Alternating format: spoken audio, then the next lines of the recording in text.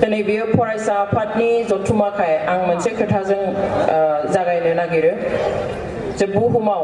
बयनिख्रुइबो गोबौसिन गोहोगोरासिन माबा मोनसे हाथियार दङब्ला बे जाबाय सोलोंथाइ इंराजियाव बुङो education is the most powerful weapon बयनिख्रुइबो गोहोगोरा बयनिख्रुइबो गोबौसिन हाथियार बे बुहुमाव दङब्ला बेनो जाबाय सोलोंथाइ बेवहाय आं खावलायनो लुबैयो जोंनि फिसाफोरखौहाय जोंनि गथ'फोरखौ जोंनि फरायसाफोरखौ जों बे हाथियारखौ जोङो लानो नाजानो नांगोन जों एक्वायर खालामनांगोन जों जुदि मोजां सोलोंथाइ लानो हायो बे सोलोंथाइया जोंनो गियान होगोन बे सोलोंथाइया जोंनो बोलो होगोन बे सोलोंथाइया जोंनो गोहो होगोन बे सोलोंथाइया जोंनो साहस होगोन आरो बे बे सोलोंथाइयानो जोंखौ गावनि आथिङाव गसंनो थाखाय गोहोबो होगोन बेवहाय सोलोंथाइया होनो हायि जेबो गैया मोजां सोलोंथाइ लानो हायोब्ला जोंखौ गुबुना नाख्रेबनाय सोबख'नाय गादबनाय आरो नासयनायखौबो जोङो उफ्रायनो हागोन जोंनि मोनथायनि बागै जों मिन्थिगोन जोंखौ फोलानो हानाय नङा जोंखौ थगायनो हानाय नङा बेवहाय दिनै फरायसा आफादा जेखौ सानफ्रोमबो बुंबोयो जे क्वालिटि एजुकेशन मान गोनां सोलोंथाइ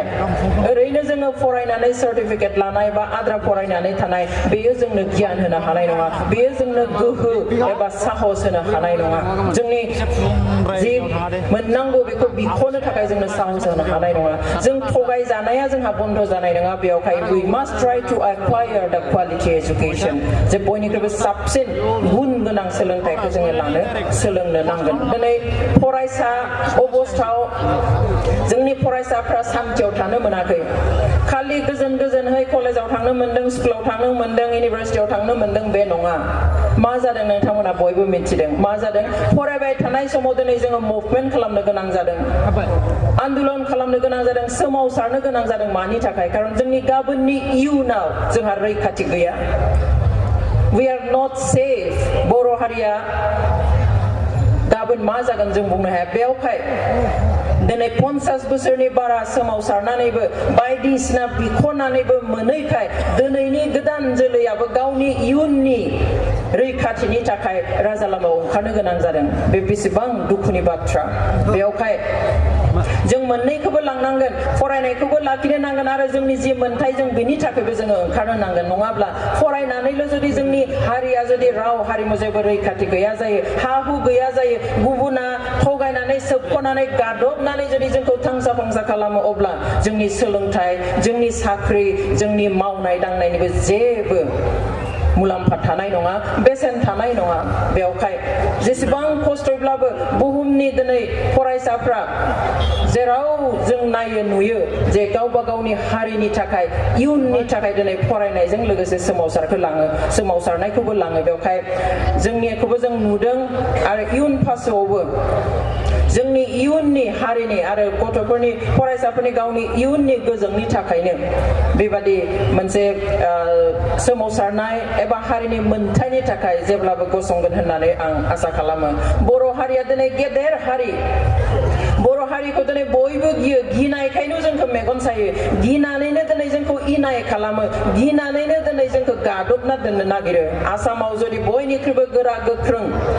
अरिजिनेल थागिबि फिसा दङब्ला बे बर' जायनि थाखाय जोंखौ गादबनानै दोननो नागिरो बर'खौ गादबनानै दोननो हायोब्ला आसामनि गासैबो ट्राइबेल माहारिखौ गादबनानै दोननो हागोन बेखौ मिन्थिखायो बेयावहाय जोंखौ गादबना दोननो नागिरो नाथाय बर'आ गेदेर हारि दिनैनि आं दानि जोहोलावफोरखौ आं बुंनो नागिरो दानि यां जेनेरेसनफोरखौ आं बुंनो नागिरो जे जों we should be proud of our community जों देरगानो नांगौ जों गोदो साथोरबादि खोनायोमोन जे साउथ आफ्रिकायाव खोला आफ्रिकायाव लायनो गोसोम बिगुरनि मानसिफोरखौ इनाय खालामनायखाय गुफुर बिगुरनि मानसिफ्रा नासयनायखाय इनाय बाहायनायखाय मा खालामदोंमोन जे नेलसन मान्डेला होननाय सासे मानसिया मोनसे सोमावसारनाय जागायजेनदोंमोन निग्र'फ्रा ओरैबायदि इनाय खालामजायोमोन गुफुरफ्रा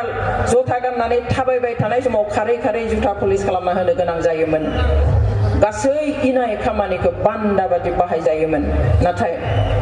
बिथांमोना नेलसन मान्डेलानि दैदेननायाव दावहा होबाय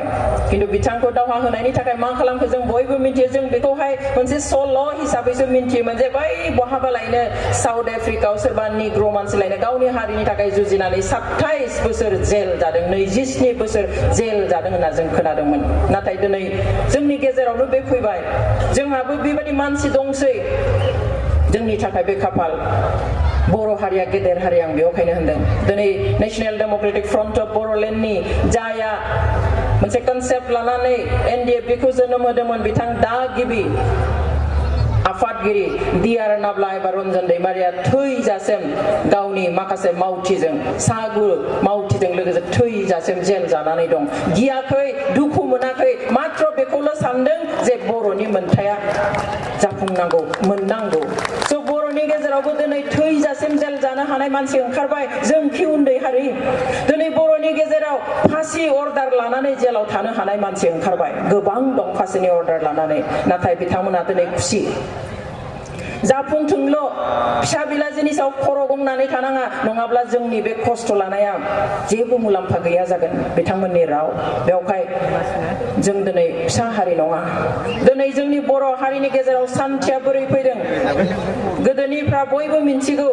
सोरबाया हाथायाव थाङोब्ला फिसाया फैफिनगोन ना फैफिना फिसालाया स्कुलाव कलेजाव थाङोब्ला मोजाङै फैफिनगोन ना फैफिना हालेवनो थांदोंब्ला दुब्लिनिफ्राय फैफिनगोन ना फैफिना हिनजावा दिनै बा सोरनिबा फिसाजो सोरनिबा बिहामजा हरसेनि मादाव सोरजोंबा जिनाहारि खालामजागोन नामा बेफोरबादि गिलुं गिलुंमोन सानफ्रोमबो हरफ्रोमबो आर्मि पुलिस अत्याचार हौवा मानसिफ्रा न'आवनो थानो मोनामोन नाथाय दिनै सान्थि मानि थाखाय नेशनेल डेम'क्रेटिक फ्रन्ट अफ बर'लेण्डआ पिस प्रसेसआव दङ बिथांमोननि जुजिनायखौ सोरखारा एक्नलेज खालामबाय सिक्रिटि होबाय बेनिफ्राय बुंबाय जे नोंसोरनि बे दावहा नांनाया रिजन दङ जाहोन दङ थिग दङ नोंसोरबो दावहा नांनायखौ दोनथ'दो जोंबो दोनथ'नोसै नोंसोरनि न' बाङाव थांला नोंसोरबो गावथारला नागिरला दावहा दोनथ'दो नोंसोरबो जोंबो दोनथ'नोसै स' बिनि उनावहाय सिज फायार जाबाय सावरायगासिनो दं যদি দিনে সিজ ফায়ারাवनो बेबादि शान्तिब्ला बर'नि समस्याखौ जुदि once and for all जुदि फोजोबनानै होयोब्ला बर' हारिया लुबैनाय बादि फोजोबनानै होयोब्ला बेसेबां शान्ति फैगोन जोंबोथ' लुबैयो शान्तियाव थानो बर'फ्रा शान्ति लुबैग्रा हारि शान्तियाव थाग्रा हारि दिनै एसे आगोलाव खोनाबाय आरो जोंबो मिन्थिबाय थादों जे भारत सरकारजों आरो एनडिएफबिनि गेजेराव गोजोन सावरायनाय जाबाय थादों बे गोजोन सावरायनाया बर' हारिनि जेंनाफोरखौ लानानै बर'नि राजखान्थियारि जेंनाखौ माबादि फोजोबस्रांनो हागोन बेखौ लानानै जों दिनै एनडिएफबिखौ खावलायनो लुबैयो बेयावहाय दिनै मोननै हानजानि एनडिएफबिनि दैदेनगिरिफोर दङ जों सिभिल ससाइटिस हिसाबै खावलायनो लुबैयो जाहाथे आरोबाव नोंथांमोना जा सुक्ति खालामगोन बे सुक्तिनि उनाव जाहाथे 50 बोसोर 100 बोसोर जाहाथे जोंनि बर' हारिया सोमावसारनो गोनां जाया बेबादि अरायथा गोजोन लाबोनो हानाय मोनसे सुक्ति खालामथों होननानै जों आसा खालामो सुक्तिनि नामाव जाहाथे सुक्ति जाया सावरायनायनि नामाव जाहाथे सावराय जाया धैर्य हम नोंथांमोना जों दङ नोंथांमोना बुंनो हागोन जोंनि आसा जे रायजोफ्रा जोंखौ नै इसेबां नारसिनदों जे नैबेयाव नङाब्ला आलादा रायजो नङाब्ला दिनै बर' हारिया बेखौ जोंखौ नाजावनो होआखै जों मा खालामनो बेवहाय नोंथां जों दङ रायजो राजाया दं आं रायजो राजाखौबो खावलायो जों जेब्लायबो बिथांमोननि बोलो जानानै आरो सोरखारनि खाथियाव जों प्रेसार जानानै थानांगोन जाहाथे बिथांमोनखौ ओरै ओरै खालामनानै दोलन होनो नागिरोब्लाबो फोलानो नागिरोब्लाबो जाहाथे जों बिथांमोनजों थानानै बेखौ सानफ्रोमबो गोसोखांहोयो आं खावलायो नेशनेल डेम'क्रेटिक फ्रन्ट अफ बर'लेण्डनि दैदेनगिरि बिथांमोनखौ खारन सावरायनायानो बयनिख्रुइबो गिदिर दावहा हाथियारजों थाखुमानानै दावहा नांनाया गिदिर बाथ्रा नङा नाथाय सोरखारजों टेबोलाव जिरायनानै आर्गुमेन्ट खालामनानै नैबेखौ नांगौ नैबेखौ नाङा बाथ्रा दान्थेलायनानै कनभिन्स खालामनानै माबा मोनसे गोजोनथावथाव लाना फैनो हानाय दावहाया बयनिख्रुइबो देरसिन दावहा बेवहाय नोंथांमोनखौ खावलायो जाहाथे बे सुक्तिया नोंथांमोनजों जानो गोनां जे गोरोबथा बे गोरोबथाया बर' हारिखौ फैगौ 50 बा 100 बोसोर सोमावसारालासिनो दोननो जाहाथे हायो जाहाथे एटलिस्ट जोबथा गोरोबथा जायो बेनि थाखाय नोंथांमोनखौ आं खावलायबाय दिनै आं मोननैल' बाथ्रा बुंनानै फोजोबनो नागिरबाय जोंनि लोब्बा गैया आं गोलावै बुंलाङा गुसुं गुसुं लोब्बा गैयाब्लाबो आं बुंनो नागिरदों मोनसेया जाबाय जितु यां जेनेरेशन दहाय जोंनि बर' थुनलाइ आफादनि आफादगिरिया बुंलांदों जे दिनैनि सेंग्रा सिख्लाफ्रा गथ'फ्रा बिमा बिफा मानिला नंगौ दिनै गगामुगनिफ्राय गसाइगावसिम जेरावनो मिटिं लिङा मानो जायखिजाया मिटिंआव लिङो आं थांनानै सोङो जे मा बुंनांगौ माबा लकेलनि बिसेस प्रब्लेम दङ नामा बुंथावथाव जेरावखि जाया मोनसेल' खोथा बुंनो होयो बे जाबाय दानि सेंग्रा सिख्लाफ्रा बिमा बिफा मानिला समाज मानिला खालि बाइक मबाइल बेफोरावल' थायो बेफोरखौनो एसे बुंदो ड्राग्स जाबाय जौ लोंबाय ओरै नस्थ' जाबाय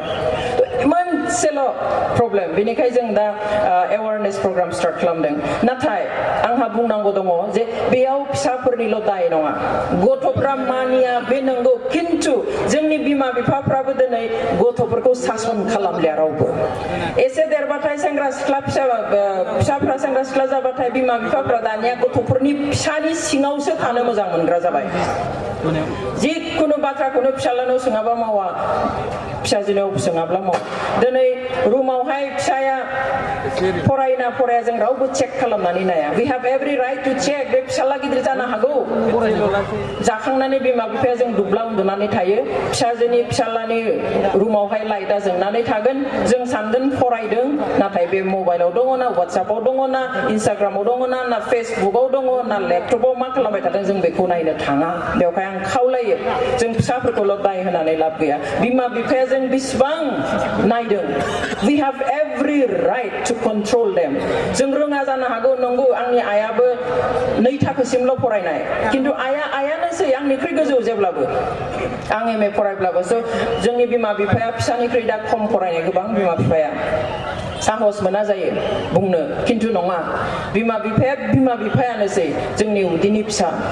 जोंनि फिसा बिसोर डिग्रियाव गोजौब्लाबो जोंनिख्रुइ देरसिन जानो हाया बेवहाय आं आइ आफामोनखौ खावलायो पेरेन्टस गार्जेन बयखौबो खावलायो जे जों फिसाफोरखौ कन्ट्रल खालामनो सोलोंफिननांगोन नङाब्ला जोंनि समाजा गद गैया जालांगोन आरो बे समयसाखौ लानानै जोङो हाजार थाखा जोङो सेमिनार खालामबाबो जानाय नङा जों ओरैनो फिसाफोरखौल' दाय होबाय थाबा जानाय नङा बिमा बिफाफ्रा स्ट्रं जानांगोन गोख्रों जानांगोन जों सासन खालामनांगोन कन्ट्रल खालामनांगोन रागा जोंब्लाबो दाय गैया आरो फिसाफ्राबो बेखौ मानिनो बाध्य दिनै गाव खामायाब्ला बिमा बिफानि खामायनायनि सायाव जों बेजोंहाय ओरैनो जोङो थांनानै जानानै लोंनानै लानानै बाहायनानै जों जोंनि आथिं आखाइफोरखौ जोङो बुथुवा खालामनानै लानो हाया बेवहाय जोंहा बे बिराद गिदिर दा समस्या जादों जुदि बेबायदिनो थांबाय थायोब्ला दानि दिननियाथ' सोलिलांसिगोन जोंहाथ' समा जोबलायजांसिगोन बेबायदिनो जे जोंहा सोलिगबाय जोंहा बारा प्रब्लेम गैला खिन्थु दा कम्पिटिटिभ मुगायाव जुदि मोनसे गदाव थाया आखु दाया बाथ्रा खोनासङा मोजाङै फराया अब्ला बे समाजा मा जाहैगोन आरो जों नुहुरदों जे जोंहा हयथ' जेनेरेशन गेप जानो हागौ बेवहाय जोंहा कनसार्ना बे जाहाथे जेनेरेशन गेप जाया बांसिन जाहाथे हारिनि थाखाय साननाय बांसिनै हारिखौ गोजौआव लांनाय बांसिनै आखु दानाय गेरेमसा हारि दानाय बे जाहाथे जालांबाय थायो जों बेखौसो लुबैयो खारन गोजामा गोजाम गोदाना बांसिन मजबुत जालांनांगौ खिन्थु जों नुनायाव जोंहा गिथाव मोनसे सावगारि जों नुदों आरो बेखौ आं खावलायो गथ'फ्राबो मानिनो नांगोन बिमा बिफाखौ आरो बिमा बिफायाबो गावबा गावनि कर्तृत्वखौ बाहायनो नांगोन दा अथरिटि बिइं ए पेरेन्टस बिइं ए गार्जेन जे वी आर एल्डार्स समाजाव गामिनि गेदेर गोलाव रों दारों मान खालामनांगोन रायज्लायनांगोन जों अब्लासो जोंनि समाजखौ मोजाङै दानो हागोन आरो जोंहा जेनेरेशन गेप जानाय नङा आं गोबां बाथ्रा बुंला गुबुन आयदाखौ गुबुन अलरेडि कभार खालामबाय आं आरो मोनसे बुंना फोजोबनो नागिरबाय दे जोंनि जा ट्राइबेल माहारिनि केरेक्टार बे जाबाय हानि सायाव थांनानै थानाय बुहुमाव मोनसे बाथ्रा दङ जे जायखिजाया मानसियानो लायनो ओरैनो सोरबाया साख्रि मावनानै सोरबाया बिजनेस खालामनानै थांनानै थानो हायो बाट द ट्राइबेल पिपल cannot survive without land बर' हारिया एबा ट्राइबेल मानसिफ्रा हा नङाब्ला रावबो थांनानै थानो हाया बेवहाय जों जोंनि हाखौ रैखा खालामनो जेरैखि जाया जोङो खामानि मावनांगोन नागारसारनांगोन आरो हा थायोब्लासो जों गसंनानै गावनि हारिमु राव गासैखौबो जोङो फोथांनानै लाखिनो हागोन बेवहाय गावनि हाखौ लाखिनो जाहाथे जों बयबो जुजियो दिनै कानि थाखाय सोरगिदिं हुलस्थुल जादों माबादि गिदों आरो जोंहाथ' मोजोमसे दिनै काखौहाय जोंनि बेयावहाय जदिउ बिटिसिखौ माने बिटिसिआव बे इमप्लिमेन्ट खालामा होनदों बे 6 स्केड्युलफोरखौ माबा होदों रेहाय होदों थेवब्लाबो जोंनियाव बिराद हा दङ दिनै नगावआव हायानो गैला थानो दिनै बरपेटायाव हा गैला धुबुरियाव गैला तिनसुकियाव गैला जेरावबो हा गैला हाया जोंनियावसो दङ बेवहाय जोंनियावसो फैगोन जोंनियाव जे फैया बे नङा बहाथो जोंहा वाल दङ बहाथो जोंहा जेवरा दङ जे बाहेरनि मानसिफोरा जोंनियाव हाबनो हानाय नङा बेवहाय जोंहा मोनसे उपाय दङ बे जाबाय जों साफ्रोमबो बर'आ कनसियास जानांगोन साफ्रोमबो बर'आ सांग्रां जानांगोन जों मिन्थिखायो गुबुनारिजों जोंहा मोखां गाननाय जोमनाय जेबो मिलायखाया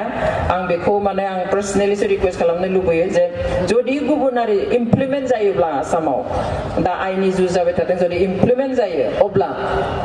जाहाथे जोंनियाव फैनो हाया गामियाव गोदान मानसि फैब्लानो न'खरफ्रोमबो सांग्रां जानानै समाजाव खिन्थानानै बेफोरनिखौहाय जोङो हरफिननायनि नाजाविनि बेबस्था खालामनांगोन आरो बे सम्भब जागोन जुदि जों साफ्रोमबो सांग्रां जायो रावनिबो गामियाव जाहाथे जोङो गोदान मानसि हाबनाय नुयोब्ला बजबनानै लाया बेबादि जोङो गामि गामि गामि थांखि लानांगोन आरो बेबायदि फिसा फिसा थांखिजोंनो जोङो गावखौ रैखाथि खालामनो हागोन खारन मोनफ्रोमबो संगठन एडमिनिस्ट्रेसना नोंथांनि गामियाव मा जादों नुबाय थाया आंनि गामियाव मा जादों नुबाय थाया बेवहाय जों साफ्रोमबो बर' हारिया मोनफ्रोमबो बर' गामिया मोनफ्रोमबो बर' समाजा बे दायित्वखौ लानानै जोङो बेबायदि गिदिर जे गिलु बालु खैफोद फैथावथाव बेनिफ्राय जों गावखौ बासायनानै लानो हायो जोबनायाव आं दुलाराय बर' फरायसा आफादखौ आंखौ बेयाव लिंहरनायनि थाखाय आरो फंनैसो बाथ्रा बुंनो खाबु होनायनि थाखाय साबायखर बावबाय आसा खालामो बर' हारिया दिनै जि स्पिरिटआव दङ बेबायदिनो जेब्लाबो थागोन गावखौ रैखा खालामनो जेब्लाबो ओंखारगोन होनना आसा खालामनानै आंनि बिबुंथिखौ एसेयावनो फोजोबबाय गोजोन्थों